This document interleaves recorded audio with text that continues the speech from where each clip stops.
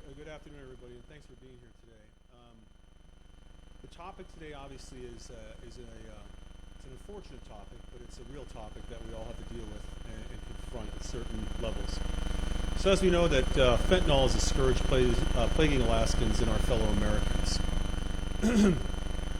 It's incredibly deadly. I repeat, it's incredibly deadly in incredibly small doses. Parents, kids, and all Alaskans must understand this poison, and that's what it is in our state in many different forms. Overdoses are increasing, and in Alaska, they're up 71% from 2020 to 21. In just a few weeks in February and March, we saw 6 deaths here in the Mat-Su Valley alone. More than 20 overdoses. Last week, DPS announced several seizures of large amounts of fentanyl in Wasilla and in the city of Craig. The Alaska High Intensity Drug Trafficking Area Task Force has seized twice as many grams of fentanyl in the first 3 months of the year than we did in all of 2021. 2 milligrams of fentanyl is considered a lethal dose. But many counterfeit pills, and that's often the form it's coming in, is counterfeit pills. Many counterfeit pills can contain as much as 5 milligrams, almost 3 times as much for lethal dose. The 1,244 grams of fentanyl seized in the first 3 months of this year, this is a staggering statistic here.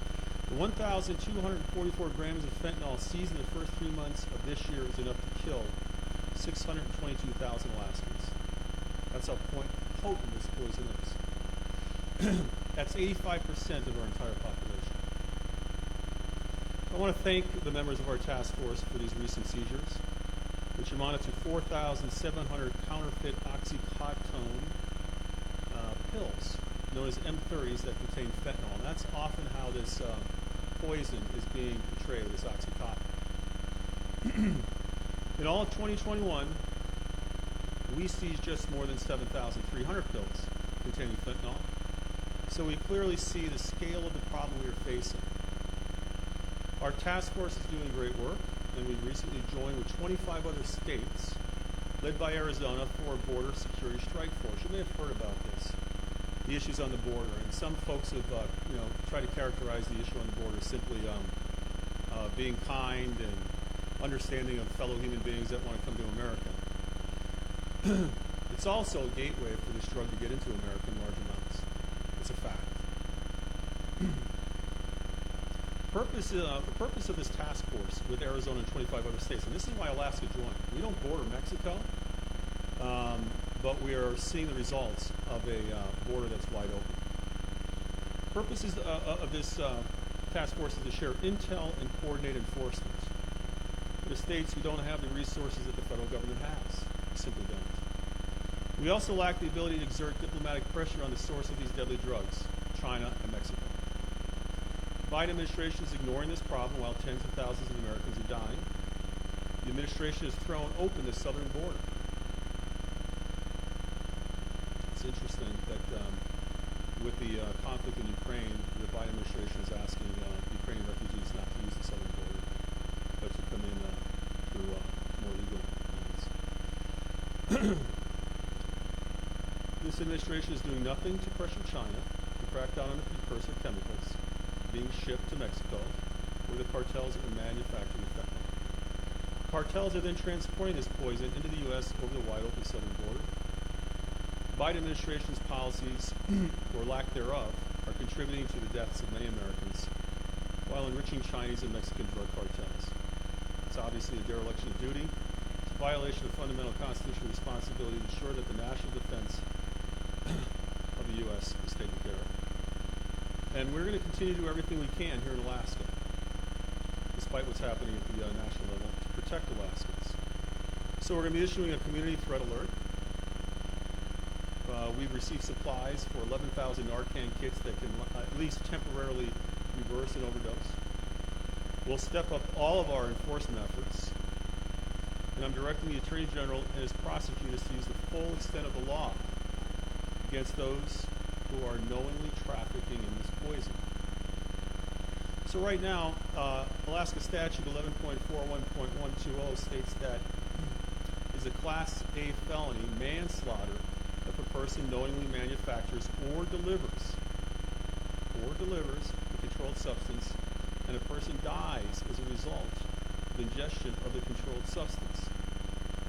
This is such a serious issue that we'll be having discussions with the legislature to increase this charge to second-degree murder, especially for those that know what the risk is.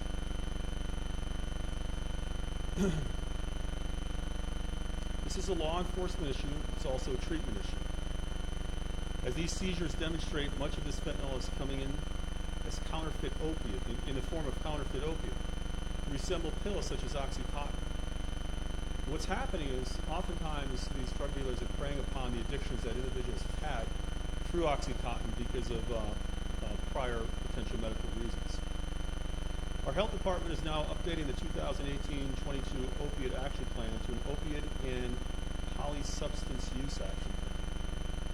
This is recognition that there is often more than one substance involved with overdoses and deaths. We're focusing on ending the stigma around addiction. I repeat, we're going to focus on ending the stigma around addiction so that people who are struggling will seek help. We're also expanding efforts in our schools for both healthcare professionals and students. And to that extent, I want to recognize Matthew Superintendent Randy Trainey. Are you here today? Thank you for his efforts. We're also working to expand access to treatment and recovery services. Commissioner Crum is here who can elaborate more on the efforts at the health department. I want to thank True North Recovery, the Matsu Foundation, and organizations like them for everything they're doing to help our fellow Alaskans. We'll be hearing from them today as well on their efforts to combat this addiction. First, we have Department of Public Safety Commissioner Cockrell on our enforcement actions. He's going to come up and say a few words. Commissioner?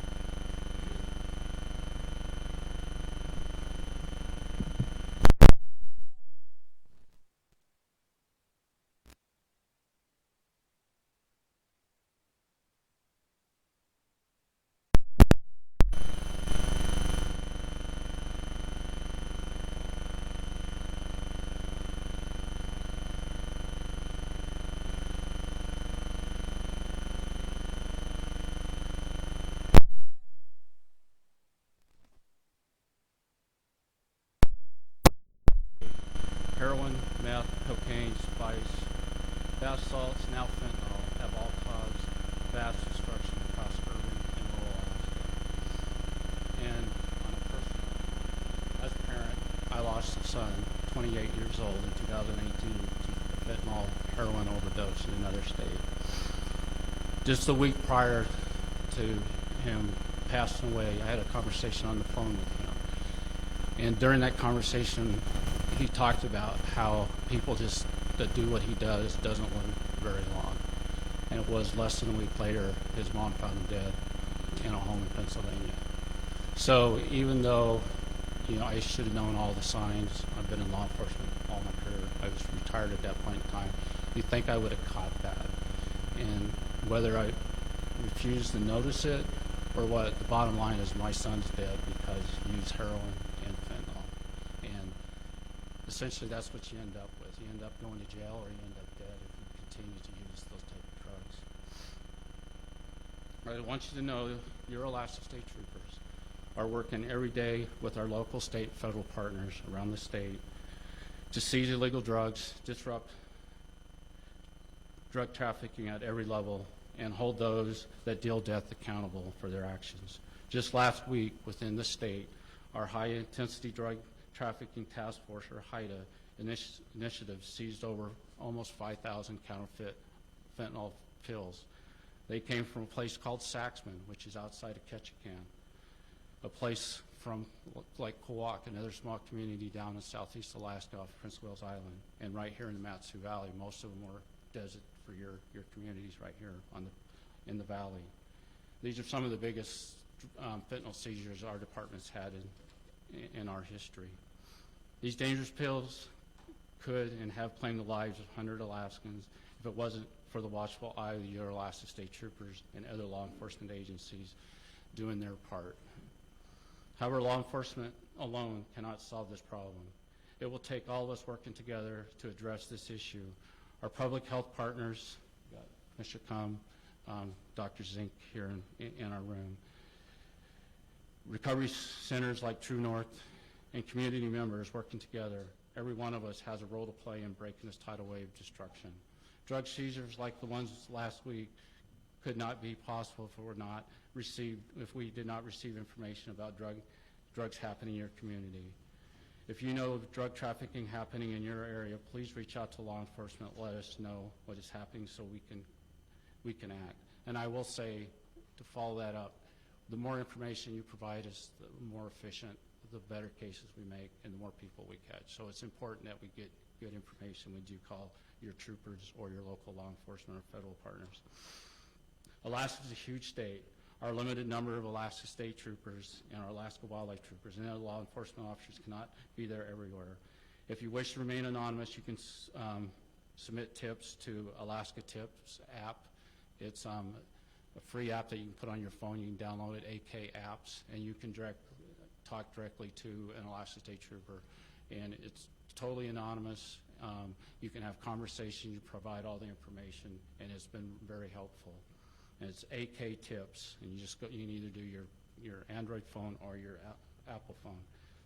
To those that are dealing fentanyl, heroin, meth, and other illegal dangerous drugs in our great state, know that sooner or later you will be caught by law enforcement. You'll be held accountable for the trail of devastation that you have left across our vibrant state. And for that, I just want to, again, thank you for being here, and thank you for trying to make a difference. It's super important.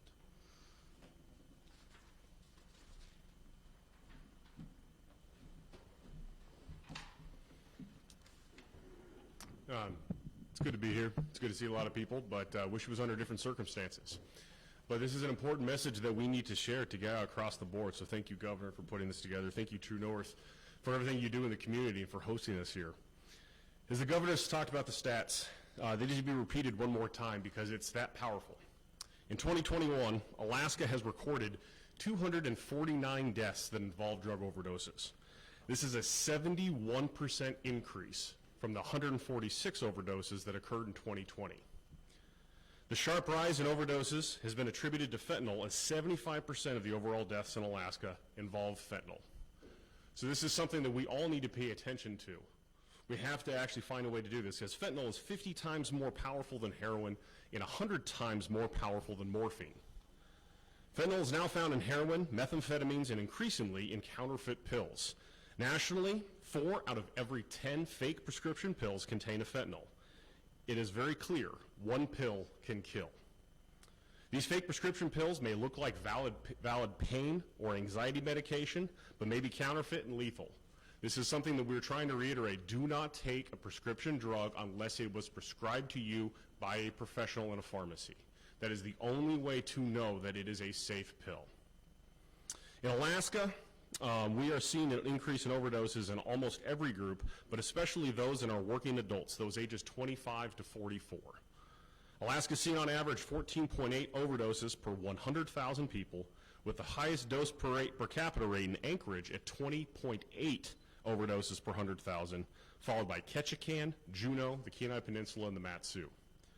So in 2020, unintentional injuries, which include overdoses or accidental poisonings, they were the leading cause of death for those ages of age 20 to 44. In fact, 54% of all the unintentional deaths were accidental poisonings. So what's the solution?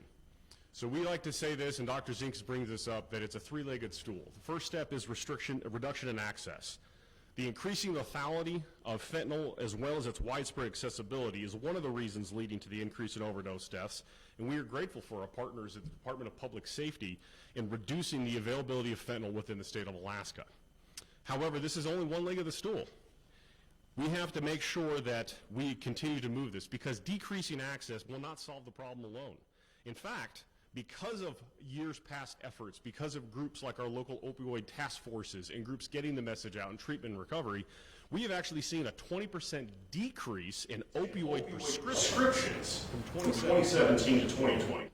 While this did result in an initial decrease in deaths, persistent demand, and now that we're seeing with fentanyl increased, we're losing the ground we once gained.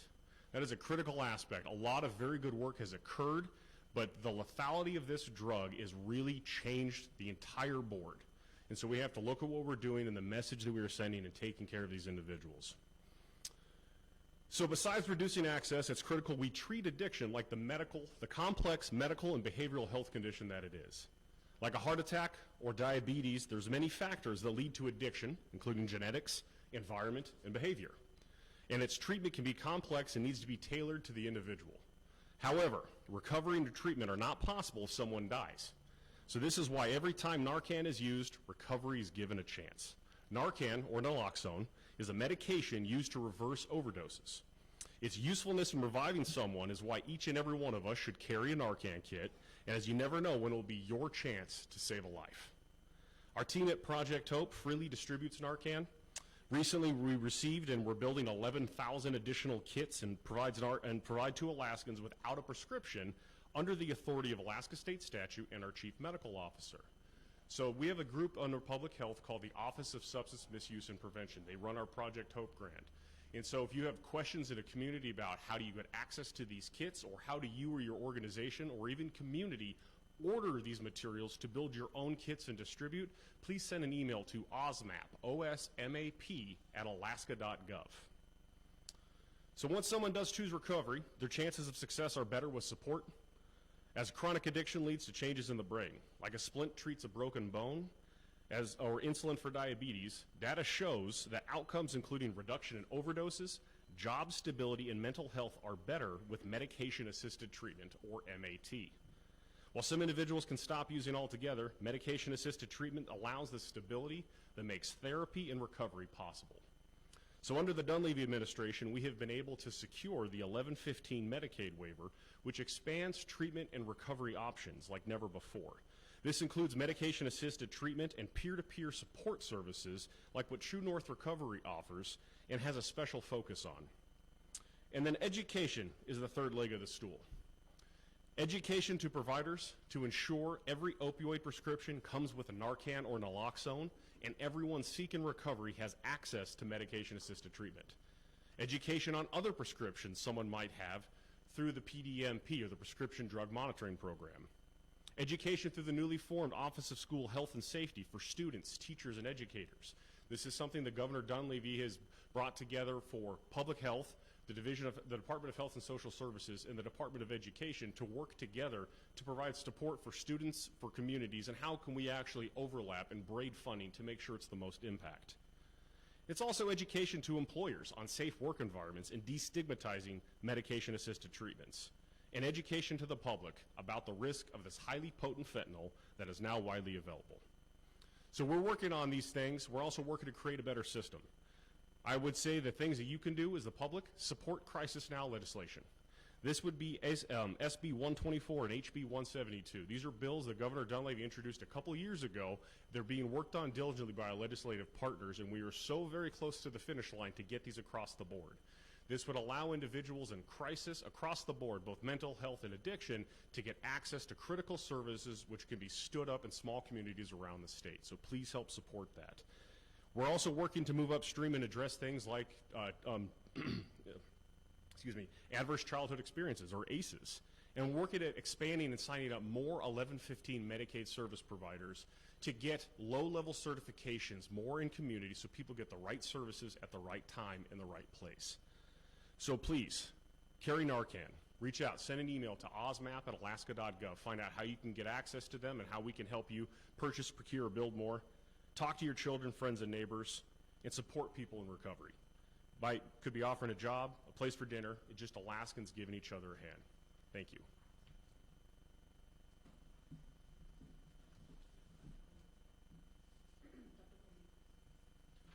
Doctor, come on up. Say a few words, please. Thank you so much for this opportunity to be here today to talk about a topic that is very near and dear to my heart, as this is something, as an emergency physician, I see the effects of, and the effects on our community and those who live in it every single day. I'm an emergency physician who works full-time, and in the 10 plus years that I've been practicing, this opioid epidemic is something that we've been seeing happening and getting worse during that time. In the year 2010, opioid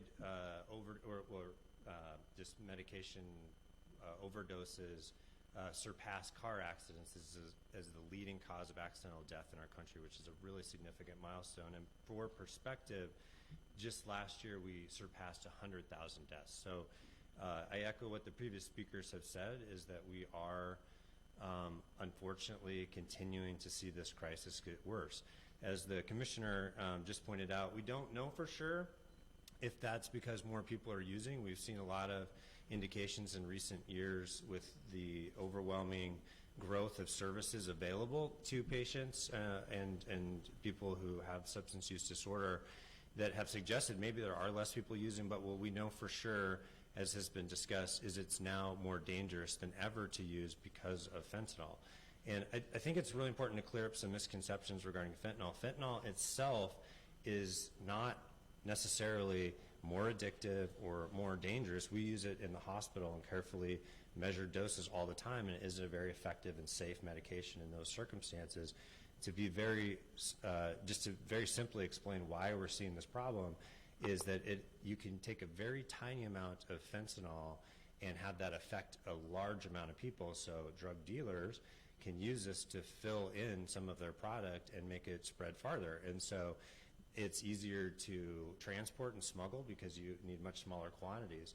The problem with this is because we dose it on 1,000th less of a dose than we would give something like morphine, is if you mess up that dosing at all, then it is potentially immediately lethal to someone. And so right now, we know for sure that it's more dangerous than ever to be someone using opioid medications, or really, as we talked about, any medications at this time. We've seen fentanyl show up in many different substances that different users did not think they were using an opioid. I just want to talk today very briefly about what has been mentioned, but the fact that if we want to make progress with this problem, we need to remove the stigma of opioid use or substance use disorder. I really appreciate the first commissioner who presented and shared that personal story. What I see happening every day in our emergency department is that this problem knows no bounds. It crosses all levels of our society. I see people in all socioeconomic classes, all ages, all religions, all races, living in all geographic regions, in all political parties, who are affected by this. I think there are very few people left in our community that don't know someone themselves or even have a family member who've not been affected by this problem. This is not simply just a moral failing. This is what we know, as Commissioner Crum pointed out, we know there's genetic components, and this is a problem that we need to recognize is deeply rooted in our society, and that it affects all classes and distributions throughout our society. I get the chance daily to interact with people who are wrapped in the chains of addiction in the emergency department, and almost universally, every single one of those people who is actively in the grips of use wants to stop, and they can't. They're there in the emergency department because I'm cutting open abscesses on their body. I'm reviving them from near death from sepsis. They're having infections that are eating their heart up. Their skin changes, they age overnight. I mean, your average user who's been using for a while will look 20 years older than their stated age. And these people don't want to be doing this. And I think it's really important that everyone understands that. And I am so grateful for the work that's being done on the government level, as well as private and nonprofit people. In the last 5 years, we've seen a huge surge in the amount of resources available to help people with opioid addiction, and it's really important that we remove as many barriers as possible to them getting help. I want to just highlight two things that Commissioner Crum mentioned that are important tools in our toolbox for treating opioid addiction. One is Narcan, or naltrexone, that he mentioned.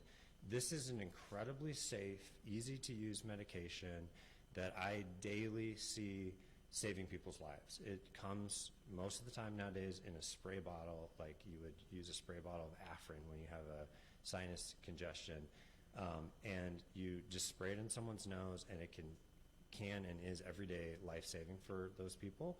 And so it's really, in my mind, it's an EpiPen equivalent for someone who has bee stings. So we need to get this out everywhere in our community. We need to remove barriers for people to use it. It's almost impossible to hurt anyone using it, and it's a very important tool.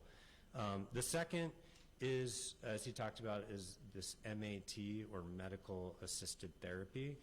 So medical assisted therapy, what we know is people who have opioid use disorder, based on many decades of study, there's a number of about 10% of people who will be able to, with intensive peer support, counseling, inpatient rehab, be able to get completely clean and never use opioids again.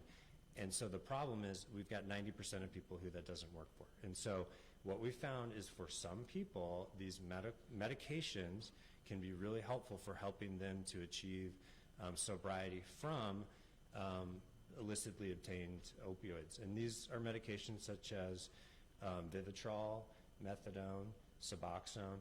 And the problem I see is there's still a lot of stigma in our society around these medications. I think a lot of people feel like we're trading one addiction for another. And I would be the first to admit, if I had diabetes, I would rather not take insulin. If I had hypertension, I'd rather not take high blood pressure pills. But if those medications, despite all my best efforts, allow me to live a healthier, longer, more productive life, then there's absolutely a place for those medications. And I really need people to think about MAT in the same way. There's other countries who've had big problems like we have right now in the past, such as the country of France in the 90s, and they got a lot of their people on these medications, and those people stopped going to the hospital because they weren't injecting drugs anymore. They weren't getting infections in their heart. They weren't getting abscesses. They didn't feel the need to go steal anymore to get medication to buy illicit drugs. They weren't dying anymore. They were able to go back to work and be functional. They were able to be good parents and brothers and sisters and husbands and wives and partners.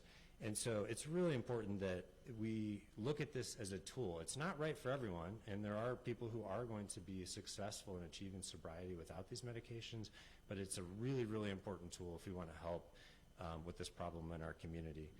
I just want to thank the many, many, many people who have made it such that even 5 years ago when someone came in and they wanted help from me as an emergency physician with opioid use disorder, and I would have to look at them and say, there's just not much out there for you. I'm really sorry. I would do what I can, but there's just nobody addressing this. That situation has changed 1,000%. There are all kinds of resources available. There's lots of opportunities for peer support to get into medically assisted treatment. There's Narcan all over in the community. There's safe needle exchange. And these are the steps that we need to take that have been taken in many places before us if we want to solve this problem. And so with that, I'd like to turn the time over to Carl. And I really apologize. I don't know Carl's last name because I've always known him as Carl, but he's the founder and CEO of True North. And just a brief introduction. Years ago, he came to our emergency department physicians group meeting and shared with us his perspective of someone in recovery and what it was like to interface with the medical system, and helped us see our problem with overprescribing opioids, and we've seen drastic change in that. And that, I think, was a big first step in our community, and he's just continued to run with that, and I'll let him talk about what he's doing now for the state. Thank you.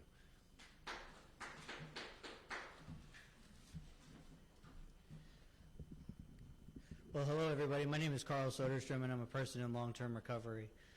First of all, I just want to say it is absolutely an honor to stand with our government and our leadership here at True North Recovery.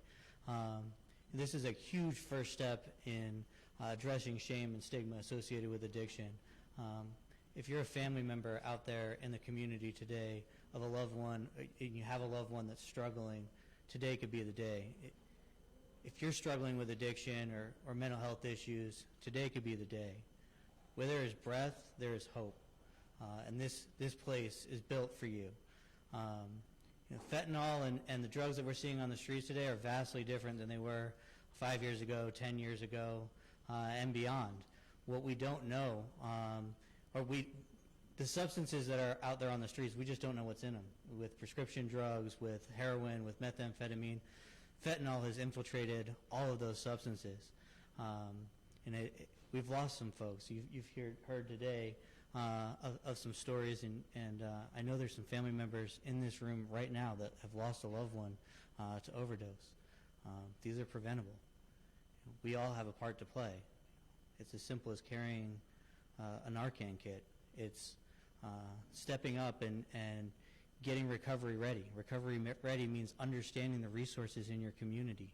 You know, for everybody that's listening out there, you know, there are solutions and there are opportunities for you or for your loved one. True North is just one of them. You know, our valley here in the Mat-Su has grown exponentially, like was shared, and there are a lot of great organizations like My House and the Mat-Su Opioid Task Force who are championing efforts to address shame and stigma associated with addiction. We've got to stop burying our loved ones. You know, and that starts with efforts like these, to have our leadership at a treatment center to offer this news to our community is huge. It means that you too can come here. You know, we've got to address what we think this idea of treatment is, right? Treatment is not talk therapy. Treatment is learning coping skills, but it's so much more than that. Here at True North Recovery, we focus on housing, education, employment, building natural community supports, right? When somebody's struggling, they need purpose. They need someone to walk alongside them and help them map out the next steps in their lives to get them back on their feet. We can't do that just by talking our way out of this problem. You know, we have to walk alongside these folks. We do that really well here. You know, when we started this, we just wanted to scream from the rooftops that we got well and you can too. So if you're listening, you can get well. You have value. You have purpose. You know, and today could be the last day. You can stop today. There is hope. There is hope for me, and there's hope for countless others that are a part of our team. You know, True North Recovery is built of people in recovery with lived experience, from family members to people that are in recovery themselves from a variety of different things.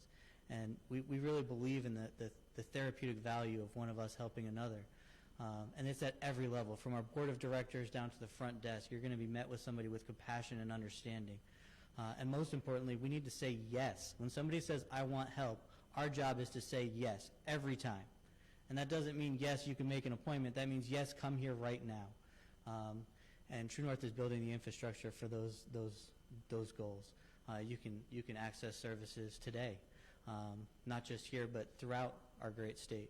There are resources. If you're not familiar with them, get familiar with them. This is a great intervention tool for families and community members and loved ones. Understand the resources that are close to you so that you can plug somebody in when they say, I need help.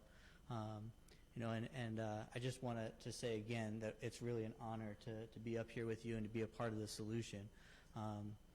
This is our home. These are our neighbors. These are our sons, our daughters, our friends. These are the employees in your shop. These are the folks that are working on your cars. You know, and when we see them as a whole person and not just an addict or an alcoholic, we see their loved ones through them. You know, we can use our compassion and our education and our resources to impact change on a community level. You know, addiction, it's a chronic progressive fatal illness of the brain. That's not debatable. You know, it changes the chemistry in our frontal cortex in a way that makes folks suffering unable to make rational decisions. Right? They need us. They need people in their lives walking alongside them to get back on their feet. And we're just honored to be a part of that solution. So thank you very much for being here. It's really an honor. Thanks, Carl. Thanks, Doctor.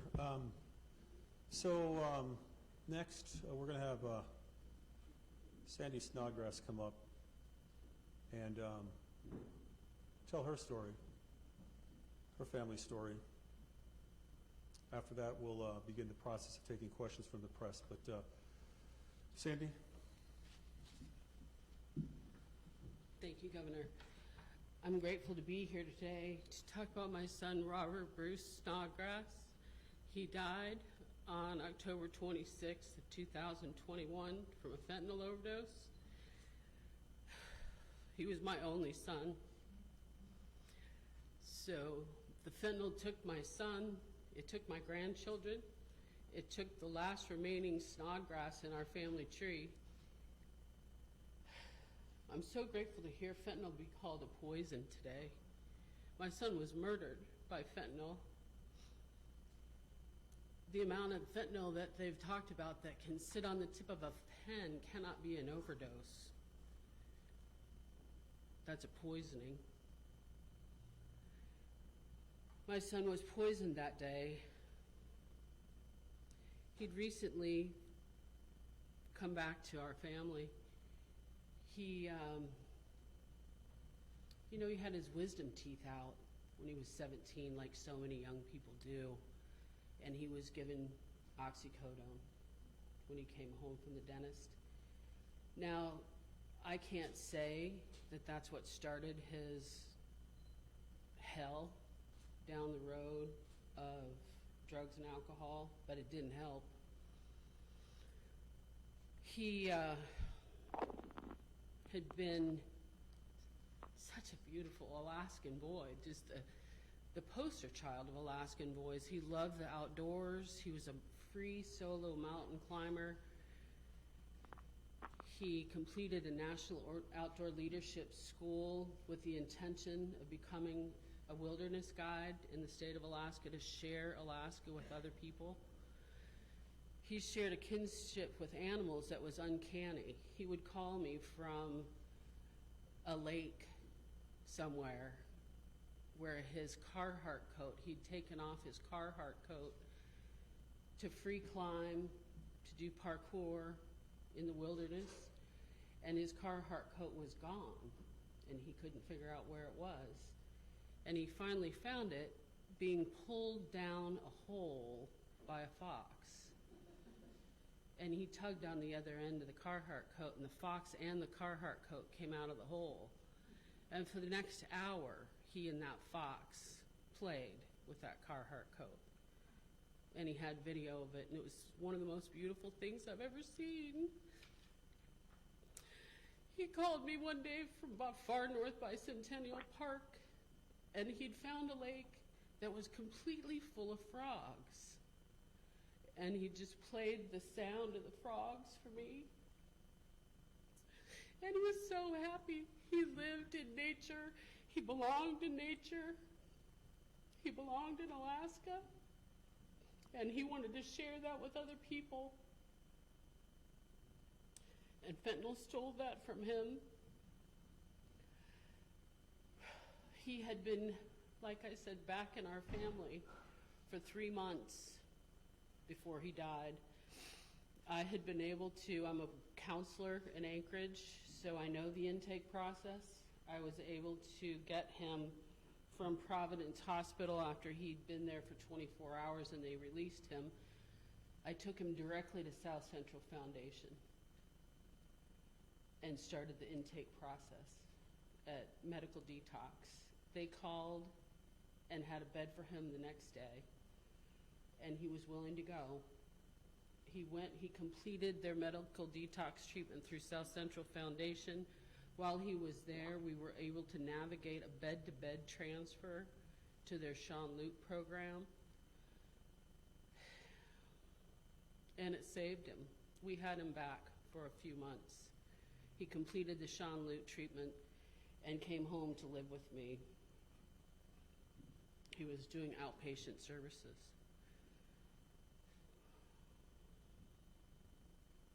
They'd given him a bike at Sean Lute, a mountain bike, and he loved it.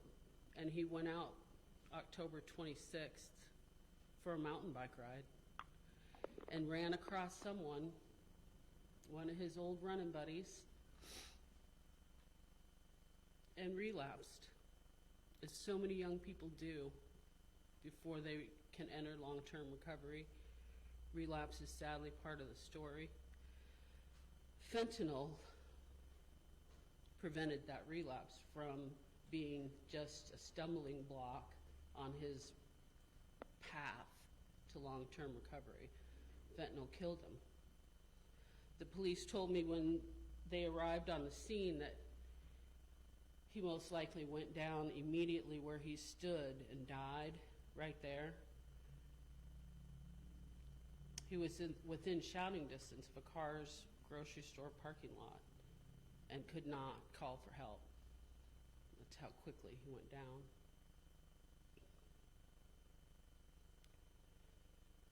When I met the police officers at the scene later, so they could show me where his body was found in a wooded area behind cars on Boniface and DeBar Road. He was found in the woods, which I'm grateful for, that he was in the woods. The police officer that met me there had just come from another family, giving them the same news that they'd given me, of another young person that was murdered by fentanyl in Anchorage. So since that day, I've done and will continue to do everything in my power to help other parents not have to try to survive the death of a loved one from fentanyl. It is different, like everybody's talked about.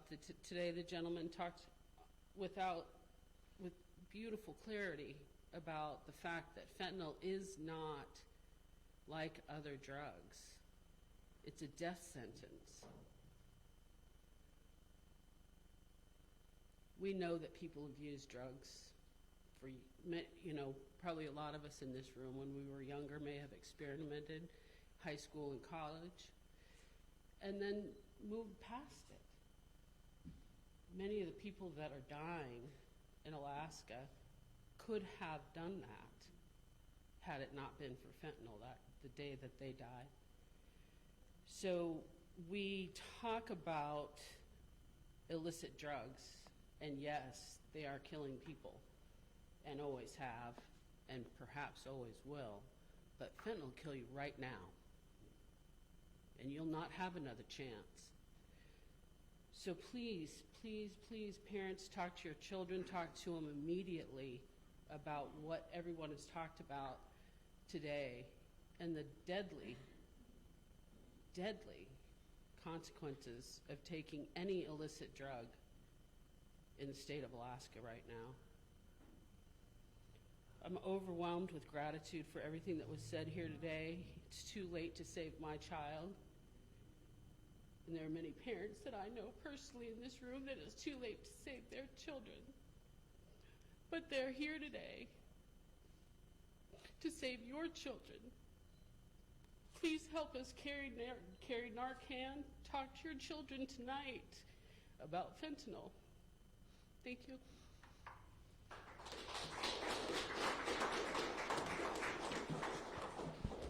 Sandy, thank you. So, We have 3 members in the room and 6 online. We can start with, from Cheersman, Katie Stavick. Can you come up and... You already answered the question I had, which was about charging fentanyl dealers. You already answered my question. Okay. So thank you. Okay, you bet. Carly Schreck with K2. Yeah, come on up. Thank you. you guys maybe ask the question.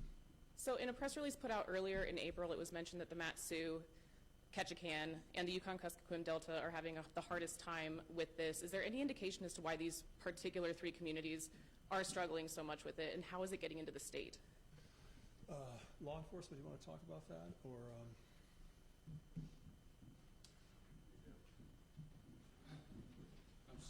I'm sorry, I need to hear the question again, if that's all right. So Mat-Su, Ketchikan, and the Yukon-Kuskokwim Delta appear to be getting hit the hardest with the overdose and fentanyl getting into their community. Is there a reason that these 3 particular communities are struggling so hard, and how is it getting into their communities?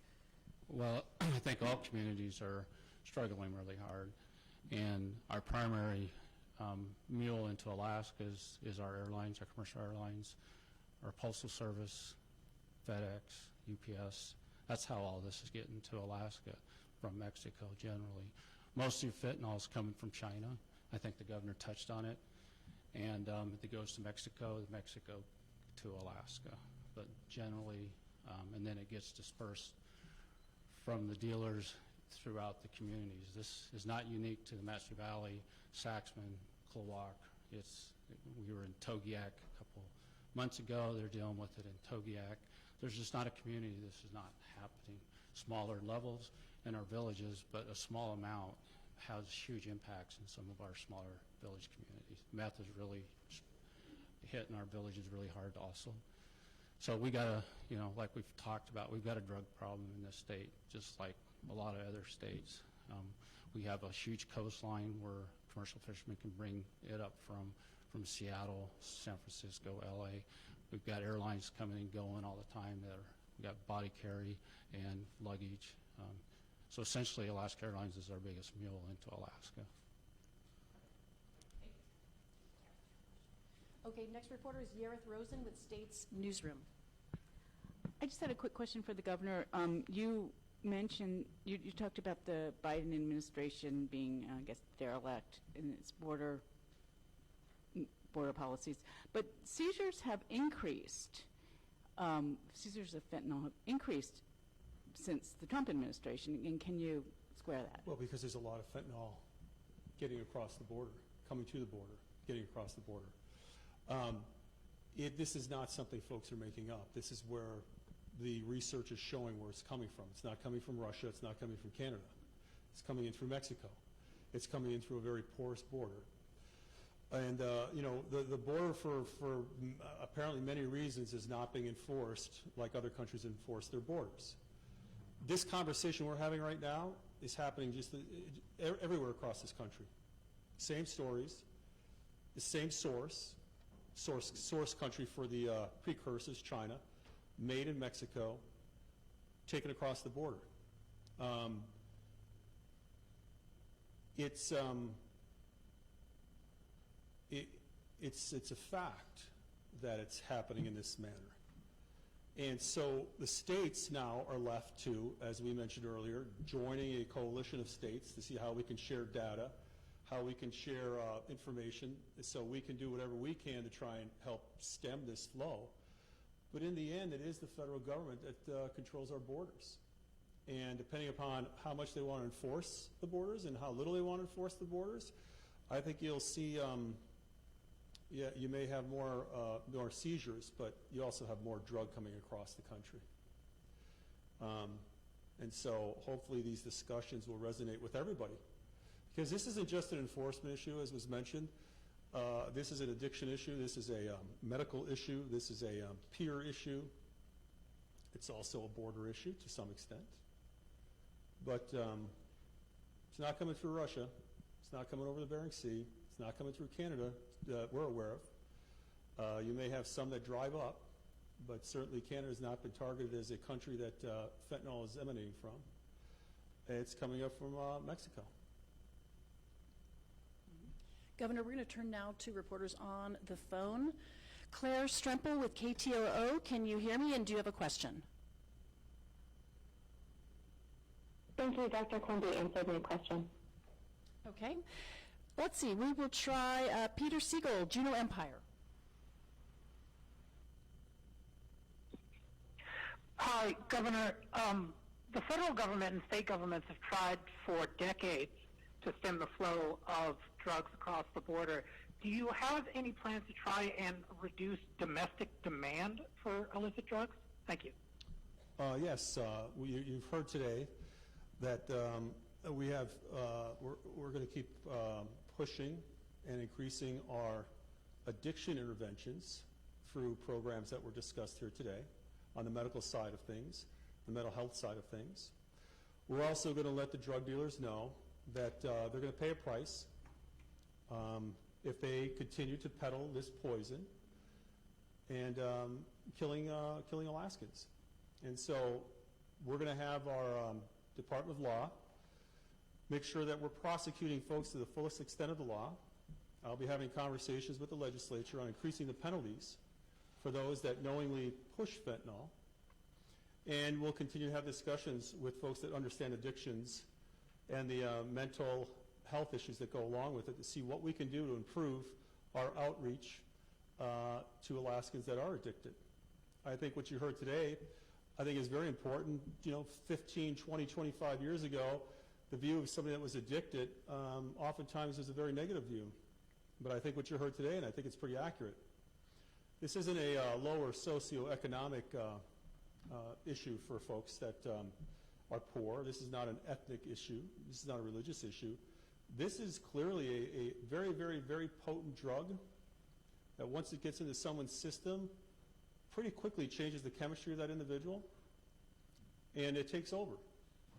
And it's such a potent drug that ingesting it in certain amounts, as you've heard here today, causes death. So, yes, there's drugs have come across the border for decades, marijuana,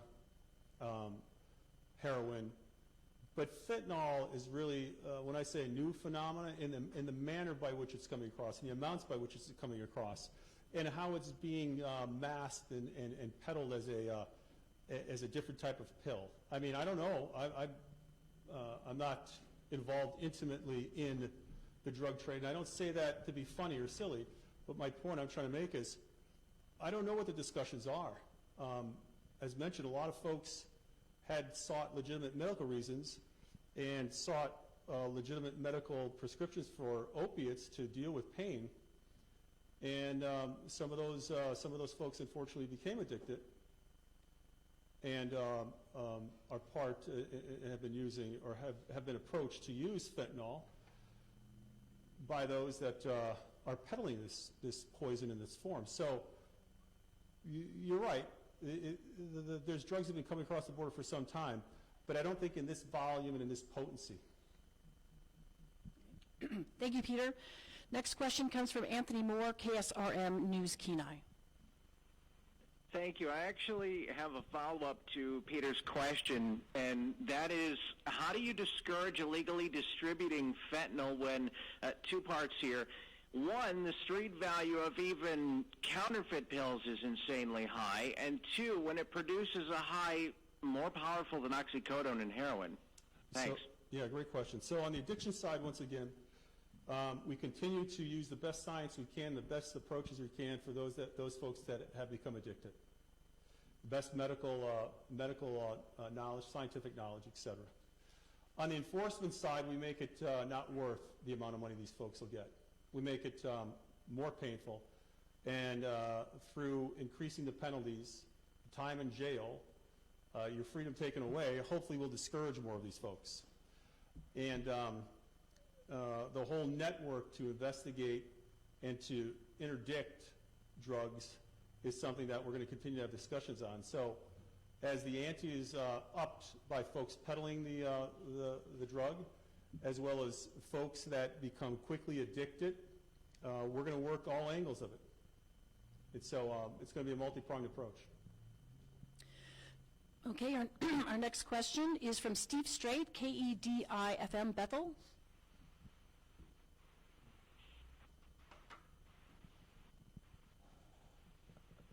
Steve, are you there? Okay, we're going to skip over to Annie Berman, Daily News.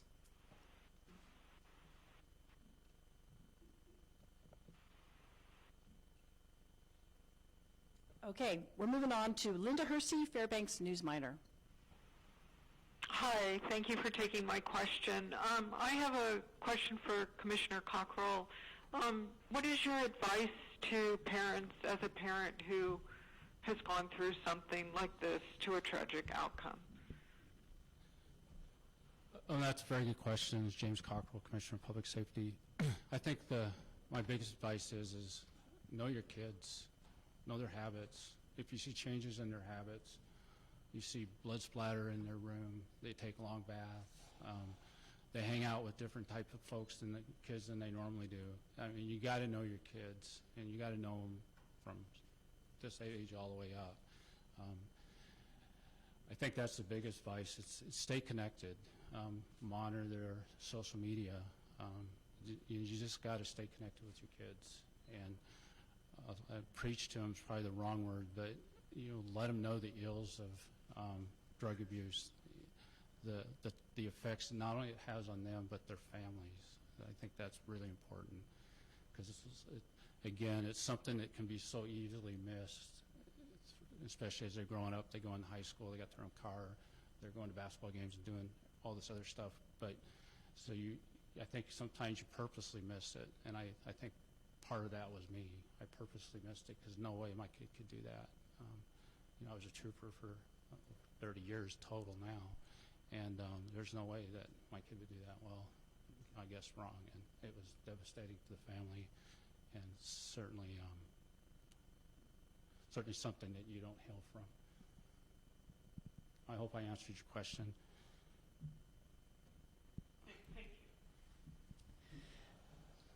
Claire Strempo, KTOO Juneau.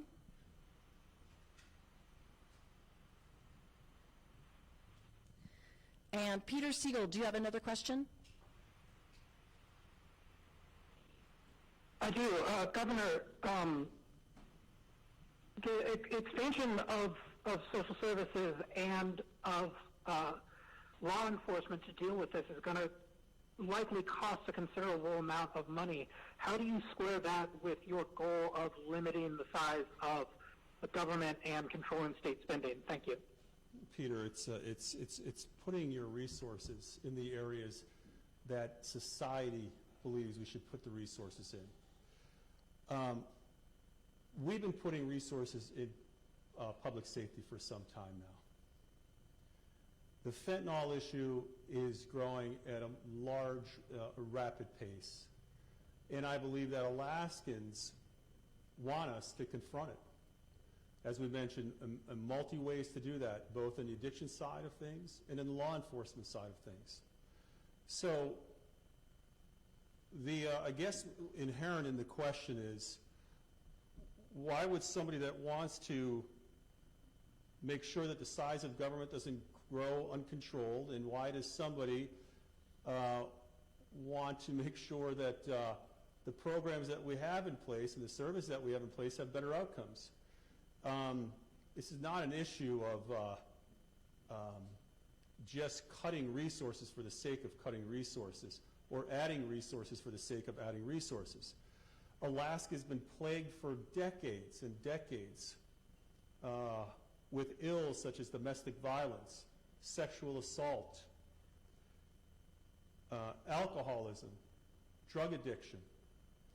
Alaska now is considered to have one of the toughest DWI laws on the books, and that there are many that believe that those tough laws regarding driving while intoxicated or under the influence have had and continue to have positive outcome. For without those laws, there are many that believe that we would have a lot more, many more incidents of drunk driving and innocent people being killed. So this is really a public safety issue across the board. And I've always said that public safety is job number one for state. In the discussions today, there's this public safety side of the coin, and there's the addiction treatment side of the coin. And both need to be put in place in order for us to have an impact on this particular issue we're talking about, fentanyl. So in terms of squaring, there's nothing really needs to be squared. This is public safety. We're going to do everything we can to stop, to the extent we possibly can, any more Alaskans from succumbing to this drug trade, and making sure that Alaskans have the ability to seek help when they can. So it's really about public safety across the board. Okay. Anthony Moore of Kenai, do you have another question? I do. Question is, and this isn't necessarily for the governor either, but is there a way to decipher the difference between real pharmaceutical pills and the ones that contain illegal amounts of fentanyl? I know you referenced it earlier by saying, don't buy it unless you know what's in it, and, if you don't trust who you got it from and that sort of thing, but is there a way to decipher the difference between the two? Do you want to talk about prescription? No, I appreciate that question and the chance to clarify. This is Adam Crum, Commissioner for the Department of Health and Social Services. The governor actually directed my department today, and we sent out a community health bulletin, which actually shows examples of what counterfeit pills look like. The very disturbing thing that you will see on that bulletin is the fact that counterfeit pills are stamped to look like existing prescription pills. So there is no discernible way for the public to actually tell the difference between pills. The only way to know if you are taking a pill that is not counterfeit and does not have fentanyl is if it is your prescription, prescribed and given to you from a pharmacist. So that is the only way to know. Steve Strait from Bethel, did you make it on the line? Okay. How about Linda Hersey? Would you like to ask another question from News Minor? I believe I'm all set. Thank you. Okay, Governor, I think that's concluded. So I want to thank everyone for being here today. This is obviously a serious issue. Alaska's not in this by ourselves. This is affecting most of the country. Same conversations are happening as we speak across this country. We believe we know where the fentanyl is coming from. We believe we know how it's getting here, and we believe we know what it does. We believe we know how it's being peddled. And so as we, as we approach graduation for a lot of our young people, and a lot of our high schoolers are going to be graduating, a lot of our college friends, family, students are also graduating. You know, there's a cautionary tale we want to say, and that is you're going to be offered potentially at get-togethers, at dinners, at parties, potentially something that looks like a harmless drug, but may in fact be the very thing we're talking about, fentanyl. It's certainly here in Alaska. You've heard the stories from two of our speakers today and losing their sons. So this is not a them issue. This is really an our issue. There's no them, it's us. Could happen at any time to anyone we know, and in many cases it has. Could happen to a loved one within our family, and unfortunately too many times it has. And so we just want to let the folks that are pushing these drugs that because of your actions, we're going to work with the legislature to up the ante, that if you believe that no one cares, that the state doesn't care, that law enforcement doesn't care, that the people of Alaska don't care, you're going to be in for a rude awakening. We also want to let those folks know that happen to be addicted that there are avenues for you to get help. And we're going to work on getting more avenues for you to get help. This is an unfortunate situation, but again, we're not alone in this, in dealing with fentanyl. The entire country is, right now, grappling with this issue. And so, again, we want to just make sure there's a message going out to our young folks at this time of the year to really, please be careful. Same with parents. Please be aware, as was mentioned. Once again, I just want to emphasize before we close, this is not a demographic. This is not a gender. This is not a race. This is not a religion. This can be any one of us. This can be any one of our family members. I have folks, I was a teacher.